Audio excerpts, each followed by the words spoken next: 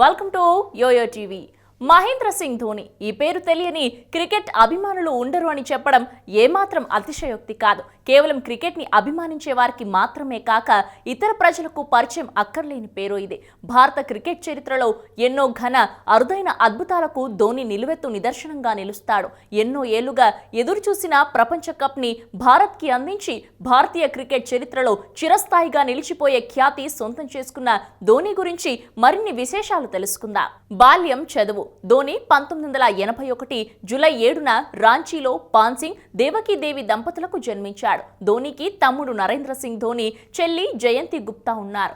ధోని విద్యాభ్యాసం జవహర్ విద్యామందిర్, శ్యామలి, రాంచీలో చదివారు. చదువుతున్న రోజుల్లో ధోని బ్యాడ్మింటన్ మరియు ఫుట్బాల్ కు రాష్ట్ర స్థాయిలో ఎన్నికయ్యారు. ఫుట్బాల్ మ్యాచ్ లో ధోని గోల్ కీపర్ గా ఉండేవారు. అప్పుడు ఆ టీం కోచ్ ధోనిని క్రికెట్ ఆడటానికి పంపించారు. అలా వెళ్లిన తర్వాత ధోనికి క్రికెట్ లో వికెట్ కీపింగ్ పట్ల ఇష్టం ఏర్పడింది. ధోని తన వికెట్ కీపింగ్ నైపుణ్యాలతో కమాండో క్రికెట్ క్లబ్ లో సాధారణ వికెట్ కీపర్ గా మారాడు. క్లబ్ క్రికెట్ లో అతని ప్రదర్శన ఆధారంగా వినో మన్కర్ ట్రోఫీ అండర్-16 ఛాంపియన్షిప్ కోసం ఎంపిక చేయబడ్డారు. 10వ తరగతి పూర్తయిన తర్వాత క్రికెట్ ని సీరియస్ గా తీసుకొని మరింత గొప్పగా ప్రాక్టీస్ చేయడం మొదలుపెట్టారు. ఇక ఉద్యోగ జీవితం. ధోని 2001 నుండి 2003 వరకు ఖరగ్పూర్ రైల్వే స్టేషన్ లో ట్రావెల్ టికెట్ ఎగ్జామినర్ గా పనిచేశారు. పశ్చిమ బెంగాల్లోని మిడ్నపూర్ జిల్లాలో సౌత్ ఈస్టర్న్ రైల్వే పరిధిలో ఆయన ఉద్యోగ జీవితాన్ని కొనసాగించారు. సహచరుల నుంచి నిజాయితీ కలిగిన, ముక్కుసూటితనం కలిగిన వ్యక్తిగా పేరు తెచ్చుకున్నారు. ధోని ట్రావెల్ టికెట్ ఎగ్జామినర్ అత్యంత నిబద్ధతతో పనిచేసి తన వృత్తికి సంపూర్ణ న్యాయం చేశాడని రైల్వే సీనియర్ ఉద్యోగులు కూడా చెబుతుంటారు. బెంగాల్, జార్ఖండ్ క్రికెట్ లో ధోని పాత్ర.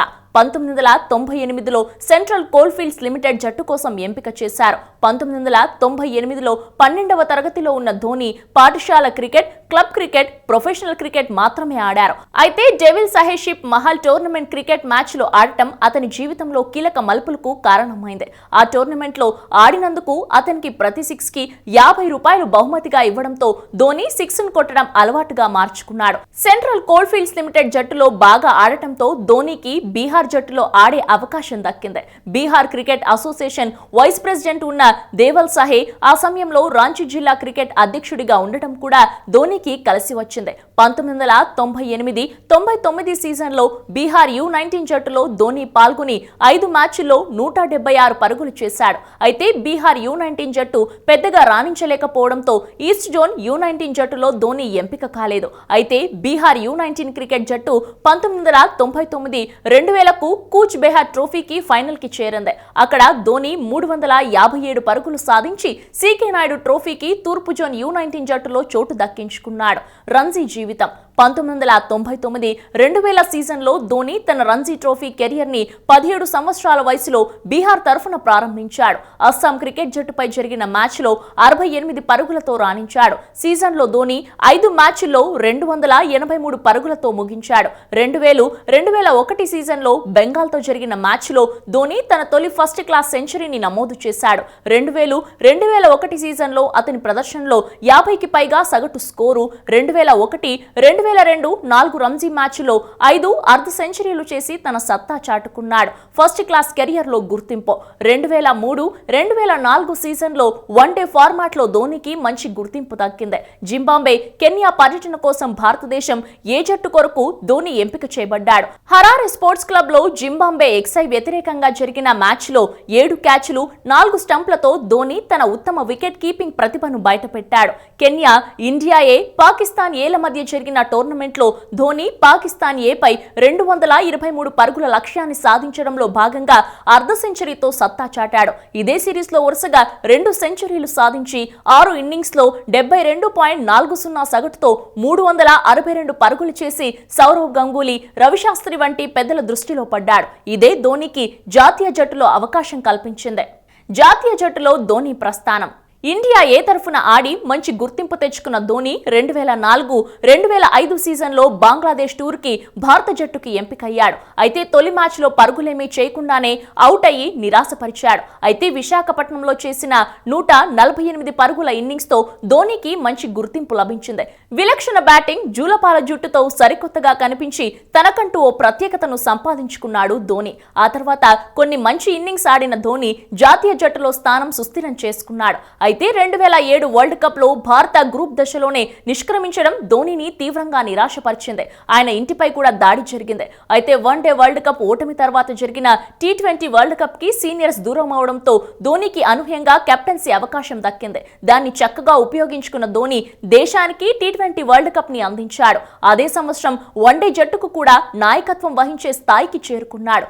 ఎంతో మంది సీనియర్లు ఉన్న జట్టుకి నాయకత్వం వహించి అరుదైన ఘనతలు అందుకున్నాడు. 2008లో టెస్ట్ జట్టుకు కూడా ధోనీ కెప్టెన్ గా ఎన్నికయ్యారు. ఆ తర్వాత వన్డే, టెస్ట్, T20 అనే భేదాలు లేకుండా అన్ని ఫార్మాట్లలో భారతదేశానికి మరపురాని విజయాలు అందించాడు. ఇండియా వరల్డ్ కప్ కల నెరవేరింది ధోనీ జమానాలోనే. అలాగే టెస్ట్ లో నంబర్ 1 హోదాని భారత్ కి ధోనీ అందించాడు. Dhoni career highlights. ధోనీ తన టెస్ట్ కెరియర్ లో మొత్తం 90 మ్యాచ్లాడి 144 ఇన్నింగ్స్ లో 4876 పరుగులు సాధించాడు. ఇందులో ఒక డబుల్ సెంచరీ కూడా ఉంది. 224 పరుగులు టెస్ట్ మ్యాచ్ లో ధోనీ అత్యధిక స్కోర్. ఇక 6 సెంచరీలు, 33 అర్ధ సెంచరీలు సాధించాడు. అలాగే వన్డేలో 341 మ్యాచ్ల్లో 289 ఇన్నింగ్స్ ద్వారా 10,500 పరుగులు సాధించాడు. అత్యధిక స్కోర్ 183, 10 సెంచరీలు, 71 అర్ధ సెంచరీలు సాధించాడు.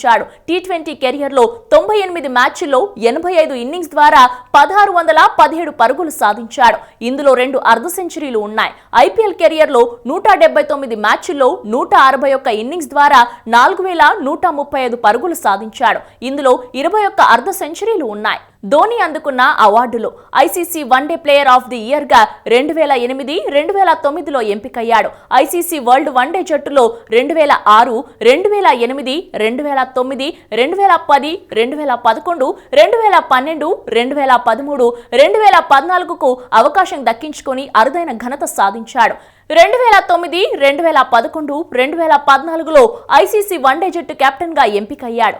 అలాగే ICC వరల్డ్ టెస్టుల్లో 2009, 2010, 2013లో స్థానం సంపాదించుకున్నాడు. 2013కి గాను LG పీపుల్స్ చాయిస్ అవార్డు సొంతం చేసుకున్నారు. 2009లో భారతదేశపు 4వ అత్యున్నత పౌర పురస్కారం పద్మశ్రీ అందుకున్నాడు. భారతదేశంలో క్రీడల్లో అత్యున్నత పురస్కారమైన రాజీవ్ గాంధీ ఖేల్ రత్నను 2007, 2008 సీజన్లో సాధించాడు. ఆగస్టు 2011లో డీమాంట్ఫోర్ట్ విశ్వవిద్యాలయం నుంచి గౌరవ డాక్టరేట్ పొందాడు. భారతదేశ పురస్కారాన్ని అత్యున్నత పౌర పురస్కారాలతో ఒకటైన పద్మభూషణ్ 2018లో ధోనీకి లభించింది. తన క్రికెట్ కెరియర్ లో ఎన్నో మరపురాని మైళ్లను అందుకున్న ధోనీ అత్యున్నత ఆటగాడిగా కొనసాగుతుండగానే కెప్టెన్సీ వదులుకొని తన గొప్పతనాన్ని చాటుకున్నాడు. అలాగే టెస్ట్లకు ముగింపు పలికి కొత్త వారికి ప్రోత్సాహం కల్పించాడు. ఆటగాడిగా జట్టుకు మార్గదర్శిగా కొనసాగుతున్న ధోనీ భారత క్రికెట్ చరిత్రలో చిరస్థాయిగా నిలిచిపోతాడని కోరుకుందాం.